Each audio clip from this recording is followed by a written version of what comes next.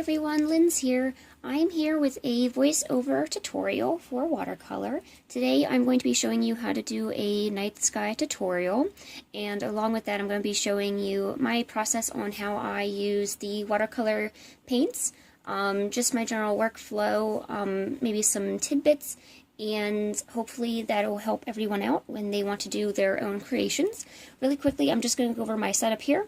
I have my paper, which has already been mounted to a piece of cardboard.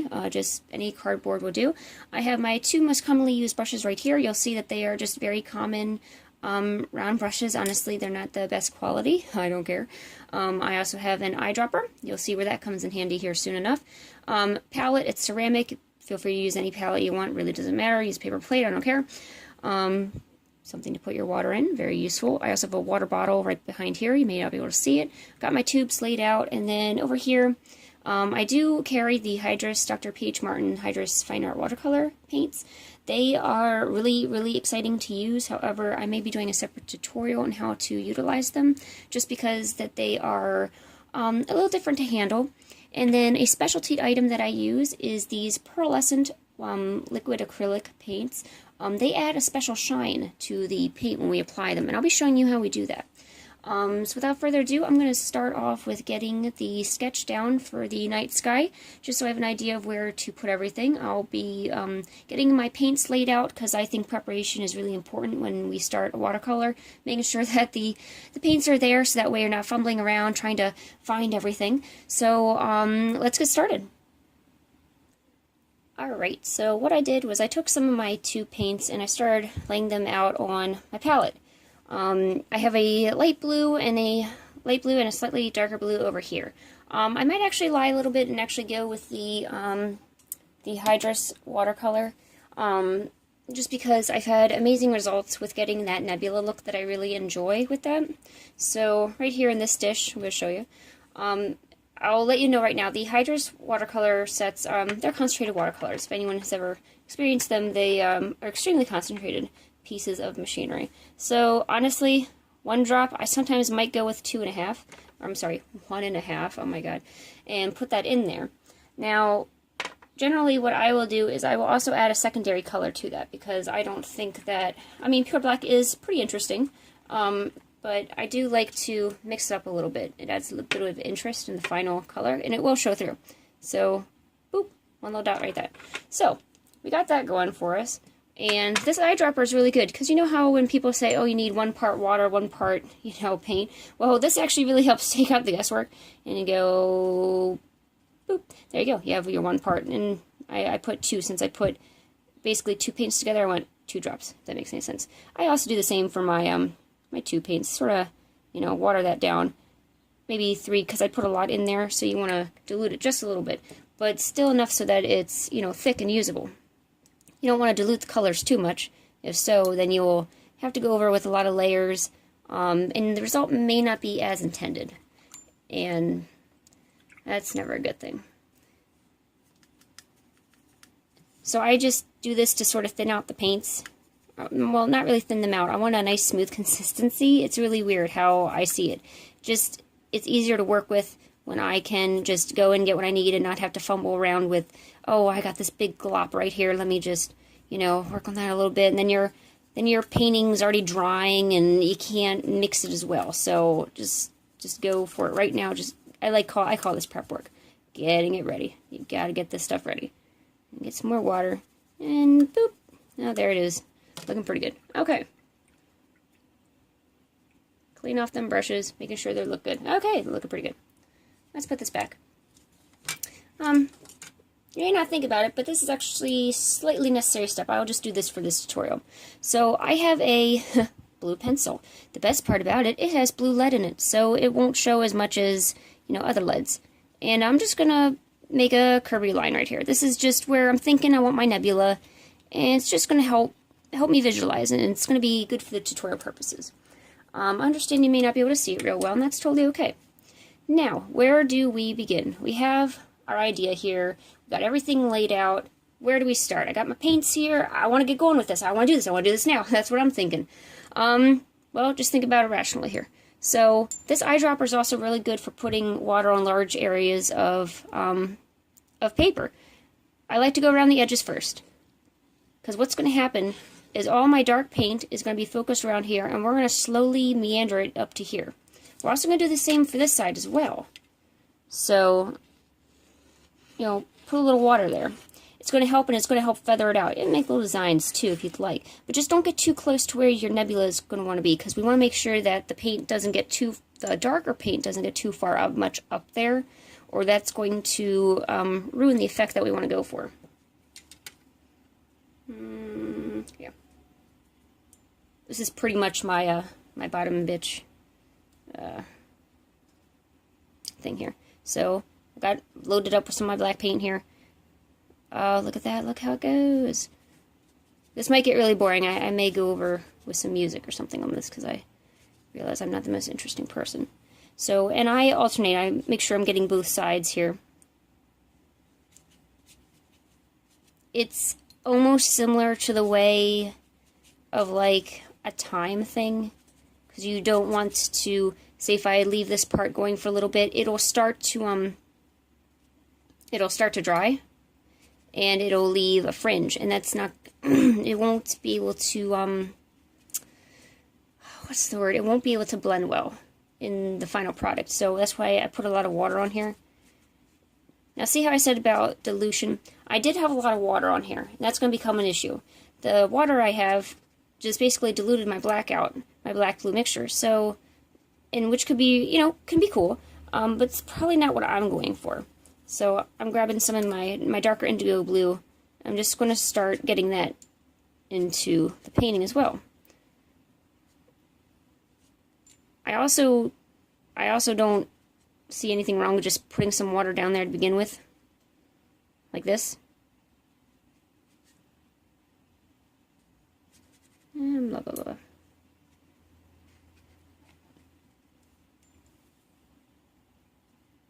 Okay. So we got to this part. The problem is I don't really have any more black, so to speak. It's there, it's not really, it's not the consistency that we want, it's not dark enough. And you'll run into this problem where you have to go back and remix stuff, and it may not be perfect the second time around. If you're going for a skin tone, if you're going for a sky, any kind of environment, something like that, you want to make sure you mix enough of what you need. In this case, I didn't have enough of what I needed. And that can be an issue, and I do want to forewarn people that beforehand. Do try to make sure that you do mix enough what you need, but not too much that you're wasting the paint at the end of your painting, because that's not good either. So we're just going back and getting some of that blue in there.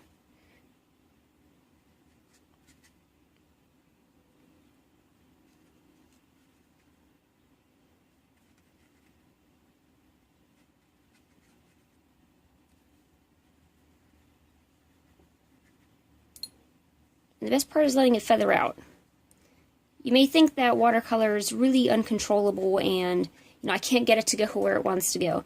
And that can be true, but that's not necessarily the truth. The watercolor is only going to go where you tell it can go.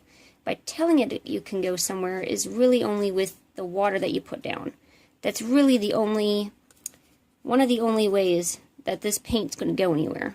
So, you know, don't be too taken back by it. It's only going to go where you tell it to go.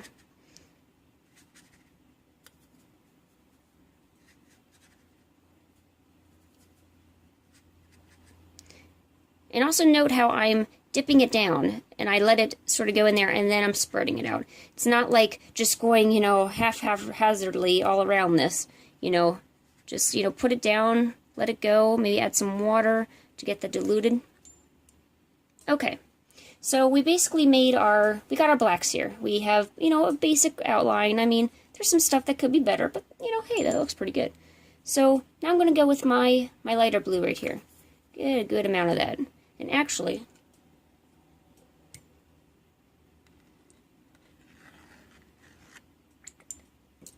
there we go. That's just really going to help. We're going to put that right dead in the middle. Hey, and don't worry if your other stuff bleeds in it. It's not a perfection contest. Watercolor would never turn out the same way. 2 times in a row. It's okay. That's what it's all about.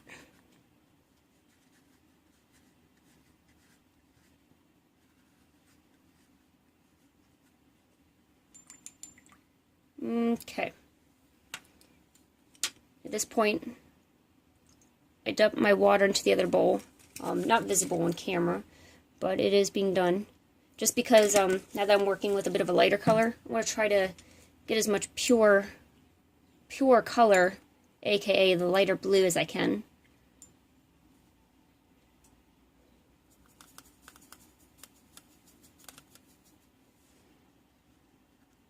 Although it may be hard because we do have a lot of muddling with the blue and dark blue together.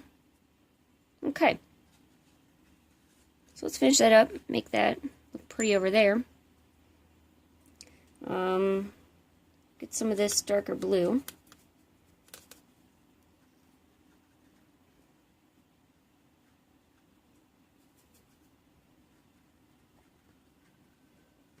Oh dear, I don't think you can see that. We're just adding some dark blue, and we're just essentially patting it down a little bit. You know, making space. And I do like going over maybe a 3rd time with my darker black, because I really want to reinforce that idea of, you know, this is infinite space, and I do want it to be dark.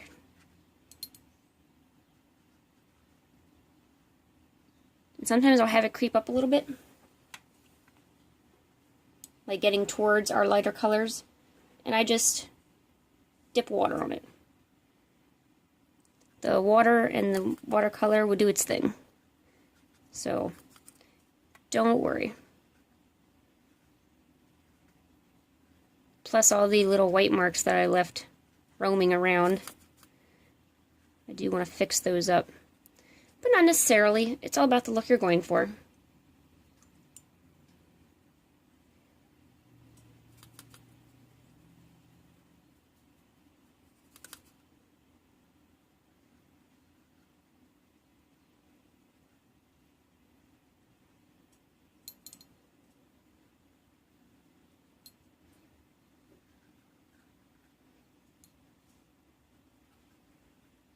Okay.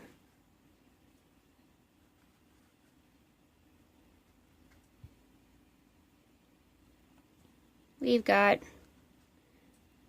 some nebula going on here. Okay. Time for a more fun part to this. I'm changing out my water one more time. And we're going to bring out some specialty stuff. How about that?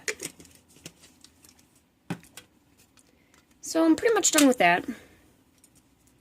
At least the tube paints, those parts.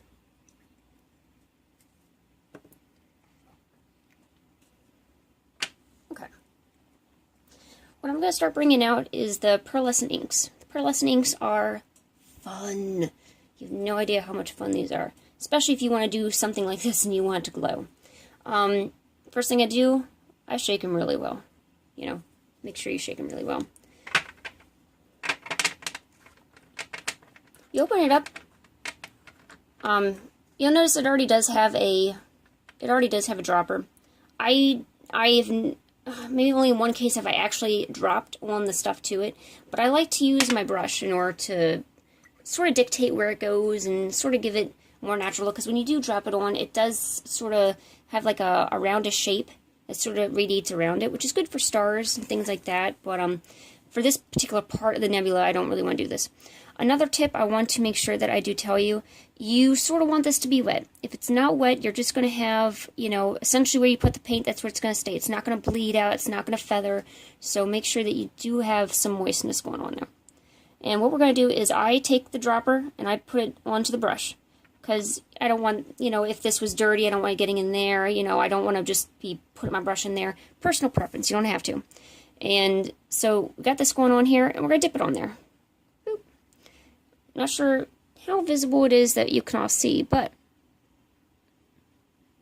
and I'm just putting it right in the middle. The part where I really would prefer it to be the lightest, that's where I'm going. Because it's still wet, it is feathering out, and it's sparkles and sheens. Okay. Rinse a little bit of that off. I'll also add a little bit over here on these parts. And in a way, it does sort of repel the water and the paint in a way. It's a very interesting effect. I quite enjoy it. Will it make it so bright that there's actually a white mark on there?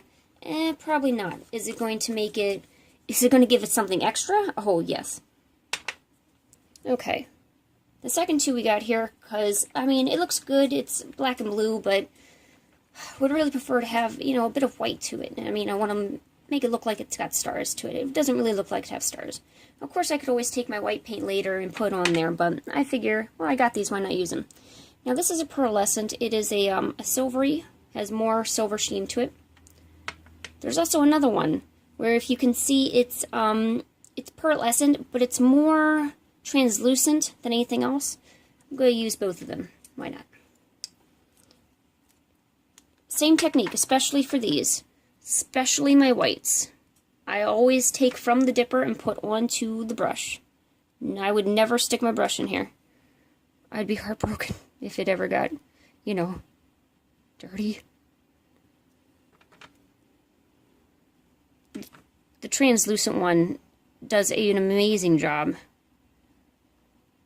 Same thing, dipping it on. I don't really spread it out too much, because in that case then you're just mixing the pearlescent ink with the paint, which makes it darker. But if you can just lightly apply it, that's a good idea. So say for like here, a little bit on the black areas. Now notice what I said about your paint being wet. In this case, this is what we have. This particular area, you can see it too. You notice that it did dry. So in order to fix that, I bring it over to a wetter area, and I let that blend into that. Dip the water into brush. Dip brush into water, oh my god. And sorta, there. Sort of just mellow that out.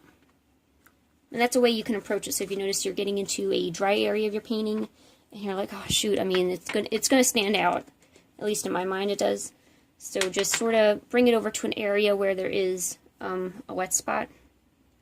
And then the final one is the more silvery one. This will have a much more, it should turn up a little bit more noticeable. Yes it does. So yeah. I just want to make it look like, maybe there was a star cluster.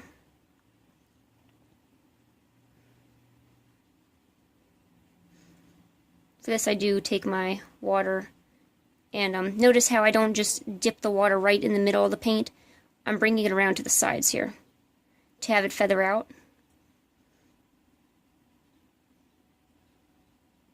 That way there's still a clump of paint right here, so it will show up opaque and stuff like that. You just dump the water right in the middle, it'll all spread out, and it'll sort of defeat the purpose of trying to make it visible. So that's another tip I just want to share with you. So same for this one. We're going to go right to the side here. Just going to bring that out. Same technique applies to the actual watercolor paints themselves. You want to have paint there. You want it to be very visible. You want to take your brush and bring it around to the side here. Okay. It's looking pretty good. I think it looks, yeah, looks rather good. There's one thing I am going to do, though. I don't like how, well, I'm just going to, it's really a matter of fixing up. This area is not as black as I'd prefer it to be. So what I do is I just go over with an extra coat.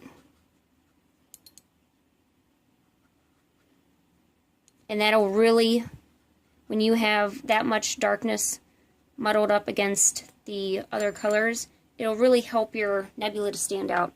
So if your colors weren't as strong to begin with, maybe adding a bit of black to contrast that is really going to give your work the upper edge.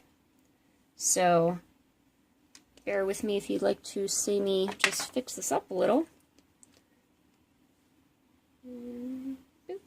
There we go.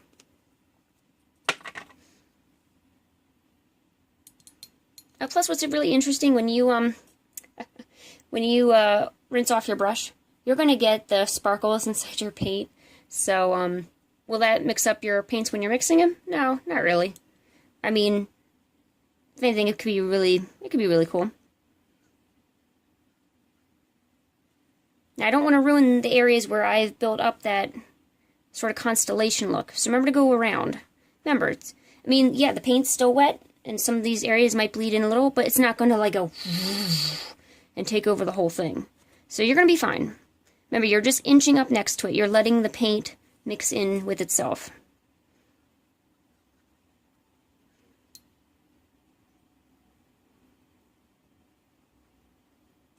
See how we get that feathering effect in there? Maybe take a little water. You got too much paint over there, and you can sort of guide it to where you need to go. No worries.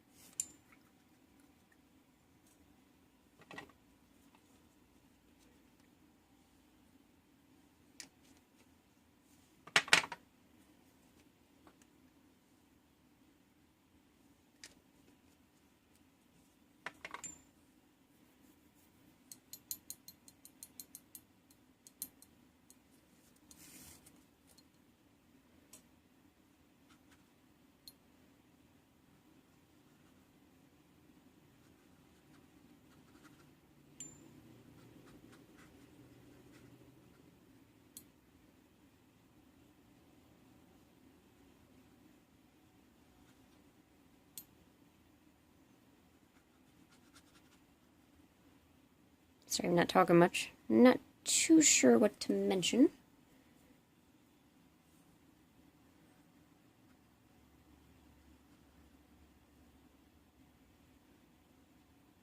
Okay. I actually do have something that would probably be important to mention as soon as I get done with that area. Okay.